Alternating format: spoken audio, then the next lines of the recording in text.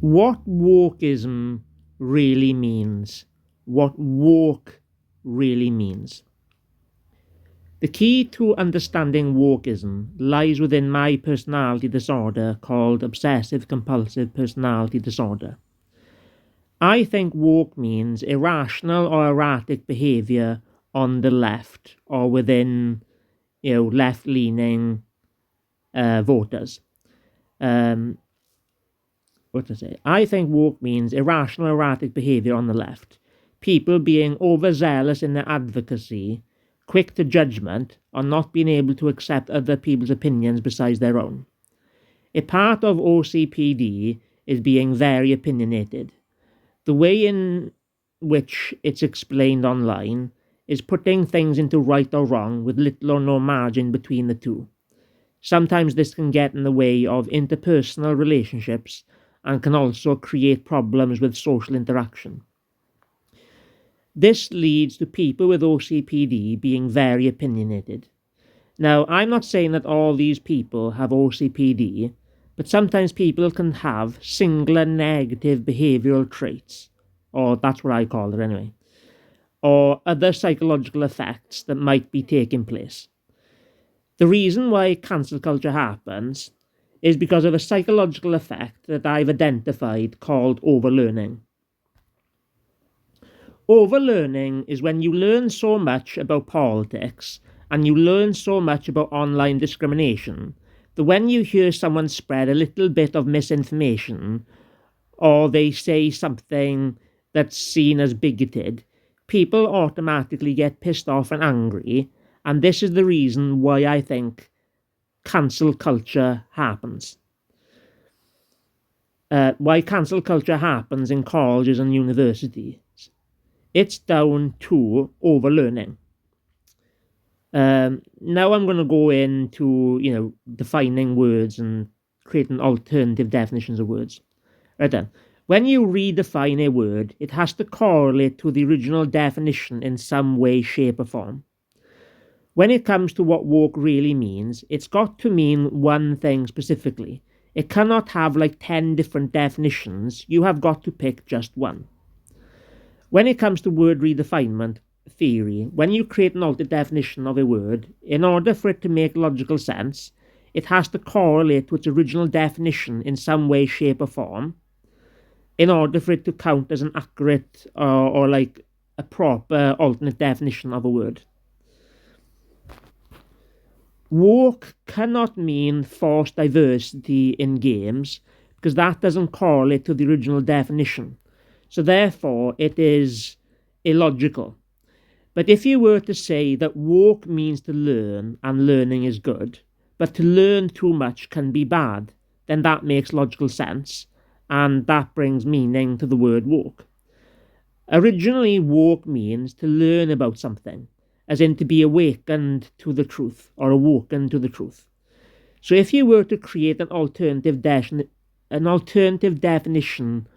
of woke, it has to correlate in some way to its original definition. To learning, what was it?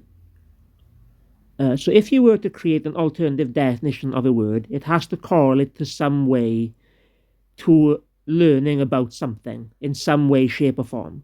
So if woke was to mean to learn and learning is good, then to learn too much can be bad. And then if people aren't, have like emotional control where, they can't use like the information that they learn properly, maybe that can cause problems. So what did I say? If woke was to mean to learn and learning is good, then to learn too much can be bad. Then that makes logical sense and that qualifies as an alternative definition of the word woke. Woke cannot mean teaching people about corruption and governmental neglect, because what some of the bad faith actors online do is they say that woke or the left is about teaching people to hate their country. This is not true, and is kind of like a manipulative tendency or tactic called disagreement is treason, which is preventing people from understanding corruption within their government. In short, disagreement is treason means you must not critique your country, be thankful for what you got, and shut up. A person that wants to improve their country must be willing to critique it. A lot of people that talk about woke or wokeism online, they don't really have any curiosity on actually diagnosing the problem properly. They, in some situations, just use it to target certain groups without any curiosity of why people are behaving in such a way. And in order to spot when someone's being bad faith online is when you see people not actually talking about actual solutions or caring about these solutions. The key to solving wokeism is by improving people's psychology, improving people's resiliency, and improving people's communication skills. In society, we are not doing enough to actually improve people's psychology. One of the things that we need to do, especially in the UK, is we need to start bringing debates into secondary schools and colleges to help people to communicate well and to actually debate things in schools. And then maybe that will help people to, accept other people's opinions better. Another thing that we could do is improve people's emotional control. So, conclusion, this is what woke has to mean going forward. Because if woke doesn't have a specific definition, has too many definitions, or a definition that doesn't make logical sense, then it just serves as a tool to stop critical thought. It just becomes something called newspeak, which is impoverished vocabulary which is used to limit people's capacity for critical thinking.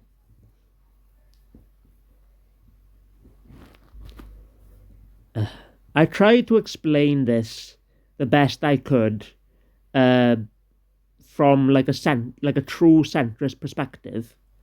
I did make mistakes here and there, and I just wanted to get the video done, recorded, out of the way. I will be switching my comment section off because of mental health reasons. So thank you for watching my video, and I'll make one final point. I will always be on the side of the civilians, because to me the civilians are always innocent, and the civilians a lot of the times through history were just victims of like governmental neglect. And when it comes to civilians in society, we are all on the same side. And I think at heart, we all want to vote for policies that will improve our lives, that give us better pay, that give us better healthcare, to help support our families, to improve education. So I think that in the end, when it comes to what we value and what we want, we all want what's best for us, and we all want what serves our best interests.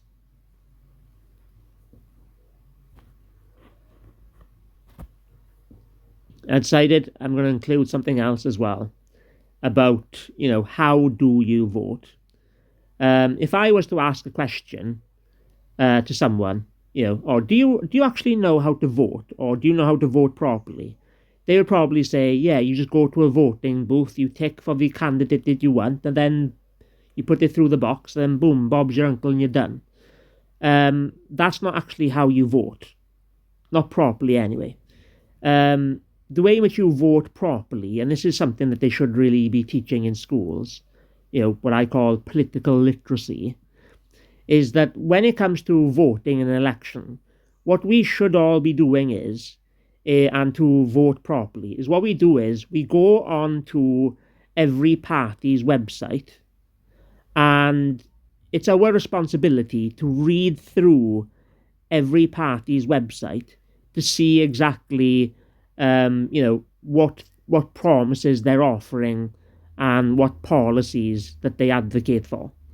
And you should really look at multiple different parties, and you should really look at both left-leaning parties and right-leaning parties, and then you should just vote according to your values and what you think is best. I'll end with also as well why voting is important. The reason why voting is important is because I think it's the key to actually changing the world and making the world a better place. Because if you can't impact things politically, things will never change. So if you truly want to change the world, you have to vote. Everyone has to vote. It does not matter who you vote for as long as you vote. And one of the reasons why, I think that, voting is important to change the world is because who you have leading your country determines on, how they interact with other countries. And then if we are going to solve humanity's problems, all countries truly need to start working together in order to figure out how to solve problems, and we should all be learning off each other.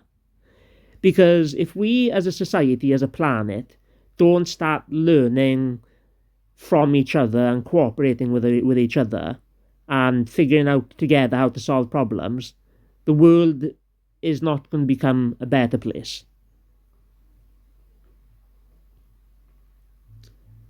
And another way in which you change the world is just by doing something. From a minimalist, maximist approach with thinking in the biggest way possible but doing as little as possible. The only thing you really have to do to change the world is just live life and do stuff. Because you will interact with people no matter what you do, no matter what type of life you lead. And, the only way in which the world doesn't change is if we all just sat down, did nothing, and we just starved ourselves to non-existence.